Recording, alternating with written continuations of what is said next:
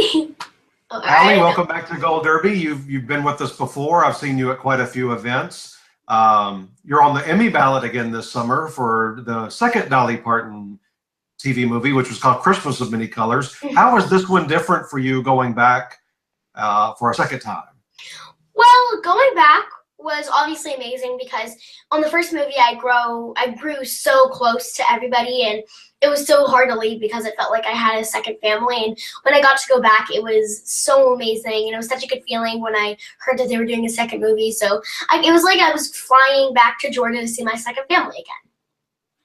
Well, before you went there, I think a couple of months, I saw you and warned you how hot it was going to be. Was it as hot as I said? Oh, okay. So on the first movie, it was pretty hot, but on the second movie, um, it was more about winter, so it was like we were all wearing big, heavy winter coats and scarves, and we were like dying. So many people passed out. It was so hot, but you know what? It was fun. I mean, they had little like cooling tents and stuff. So they had this big RV for us that had like Gatorade and stuff in it, like clear Gatorades. We didn't like dye our mouths or anything. So went in there and we would have a bottle of Gatorade and we play this game. It was called like Mafia. It was like, and we would always, and all the kids would go in the trailer and we'd go in this little back room and play Mafia, and it was so much fun because it was so cold and nice in it, and then be like, okay, let's go back to work, and then we'll come back and it'll be cold. What's the trick for an actor or an actress to pretend that it's really cold when it's really hot outside?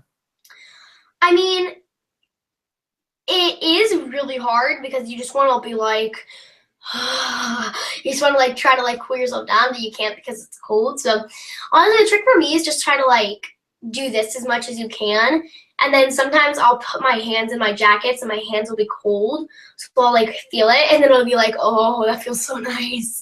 But like you gotta be like good at acting, because you gotta like be like, it's cold.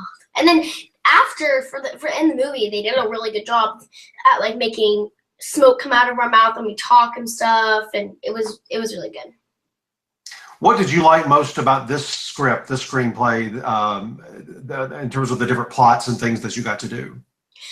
Well, mostly I mean, obviously I liked that the different story was more time like spending with the kids and stuff, but I liked how strong it was, like how it was, so you felt so much when you watched it, and that's what I think about the Dolly movies. I feel like they have such a strong message that just moves you, and it's so dramatic, and I feel like even it feels like on Dolly movies you can relate to, even though it's a different thing happening, you can kind of put it in your own way, like craft it in your own way and make it seem like yours. So Dolly was in this one also. So that was pretty awesome. So that was also another thing that I really liked. What was it like acting opposite of her? It was blue. It was boom. It was like so amazing. It was so much fun because she has her little Dollyisms to the scene, and like she improvises so much and just makes the scene so much more real, and talks to me, like touches my shoulder and touches my hair, and like starts playing with my hair, and it's just so much more. It's so fun working with her because she's so nice and sweet and awesome and caring and loving, and she's just amazing. You two really have a bond since you play a young version of her. What's it like just standing around or sitting around and talking with her? Dolly is the kind of person that you can just sit down and talk for hours because she has so much to say, because she had such a like confusing and like such a weird like not weird, she had a very hard childhood because she lived in this little cabin, and it was a 3-room cabin. One cabin was where was the kitchen, the dining room, and like where they like hang out and stuff. And then it was mom and daddy's room, and then the kids' room. And in the kids' room there were 2 beds, one for the boys and one for the girls.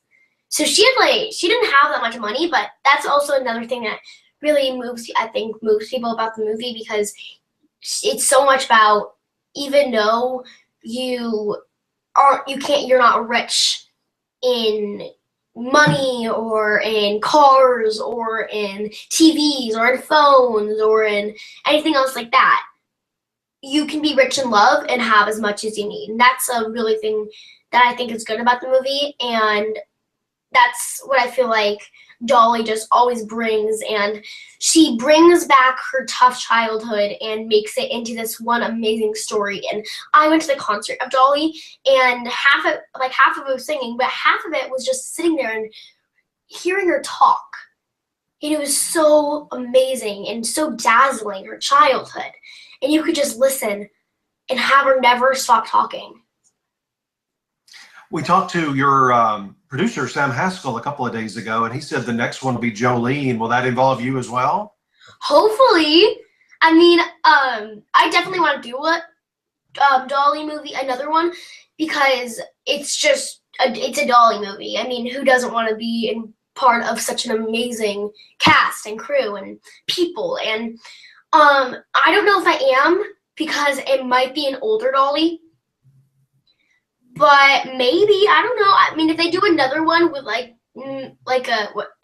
maybe I'll come back at like 13 and do like another story about like another story from a song. And they are talking about maybe doing a series, but that's kind of like, but they were talking about doing a series or just keep doing the series of movies. So.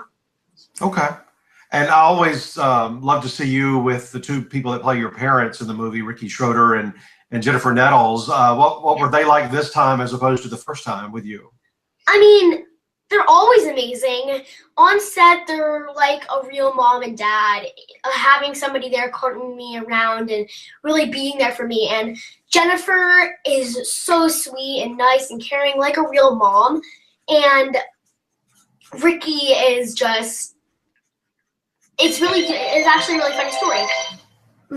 Ricky played my sister's dad in a movie they did like 5 years before I did Could Have Many Colors, like 7 years, I think. And when we ran into him, I was like, wait, you were in a movie with my sisters? And he was like, and he knew exactly their names, exactly what it was, and he's just so nice. And back then on the movie that they did, they said that he was so nice and so great, and I feel like we just have so much chemistry as a family.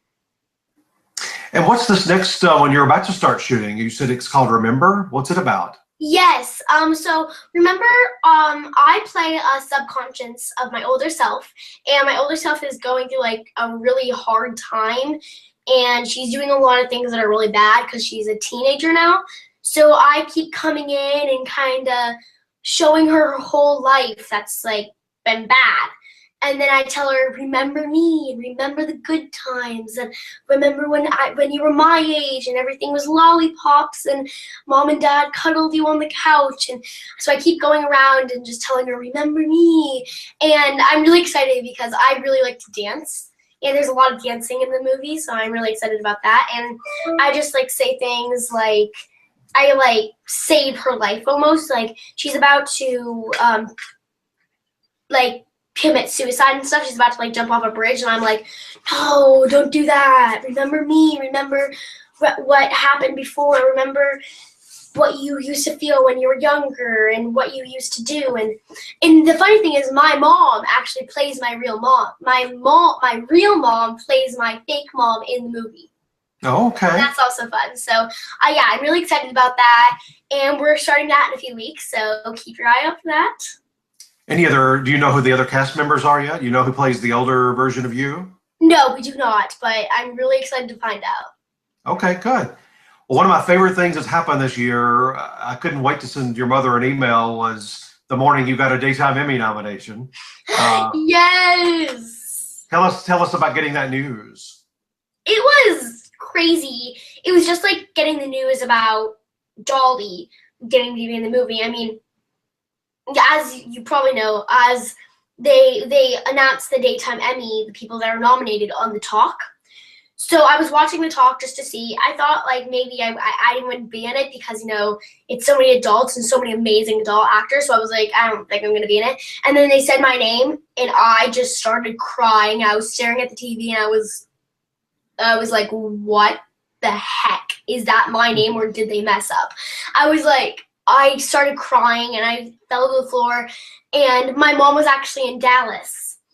My mom and my sisters. So they called me and they were like, you are nominated. And I was just so excited.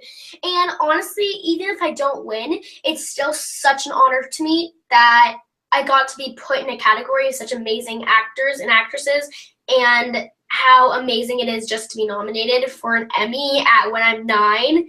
So that is just... Yeah, you do have a great category there. The next time you saw some Young and Restless people, what did they say to you about it? They were just really excited for me, and that's what I like about Young and the Restless. There are a lot of people from Young and the Restless that also were nominated. Like the person that plays my sister, Hunter King. She's such an amazing actress, and she's also nominated. And then the first thing she said when I went to YNR, because I went to YNR I think the next day or a few days after that, and she was just like, oh my gosh, I'm so proud of you, Allie, you deserve it. And I was like, I'm proud of you. Like, everybody on the show is so nice and like, they're so great about it, and they say and supportive. That's what I'm trying to say. Supportive. Mm-hmm. They're very, very, very supportive, and that's one of the things I really like about being on YNR. For the people that didn't see you on the show this year or don't watch Young and the Restless, what does your character go through maybe in the plot this year that that you could describe that would let people know maybe why you got the nomination? Ooh, okay. So Faith, let's just say Faith has a lot of decisions to make. So well, first of all, she loses her mom, Sage, and she loses her dad, Steve Burton, and so she loses her stepmom and dad, and then she also loses her brother. So she loses her stepmom, stepdad, stepbrother, and she runs away. And she goes to her grandparents' house and hides in the shed. And this year, I love it so much because I'm getting so much to do with Eric, who plays my grandpa, Victor. And he's such a phenomenal actor, and it's so much fun to do scenes with him. So I've been doing a lot of scenes with him because I make a decision. So I go to their house, and then I take power, and my mom and dad say, well, we have a schedule for you. So 1 week you'll be at your house, 1 week you'll be at your dad's house. And I say, no, because they've been fighting a lot. Because I run away because they're fighting so much. So I say, no, I don't want to do that anymore. I'm going to make a stand. I'm going to do what I want. I'm not a little kid anymore. And I decide that I want to live at my grandparents' house. Well, Eric Braden, right? Yes. So I'm way older than you, as you well know. I remember when he would be on, you'll have to find some clips online. He would be on all kinds of primetime drama series. I don't remember all the ones, a lot of detective shows and murder mysteries, and he would always be the bad guy. Yeah, he's been around, definitely. Well, I know you're having the best time of your life with all these projects, and we're so excited about your Daytime Emmy nomination, and maybe you'll get in at the Emmy Award, the Primetime Emmy Awards this summer. That'd be amazing. Well, thank you so much. We always like talking to you. Thank you.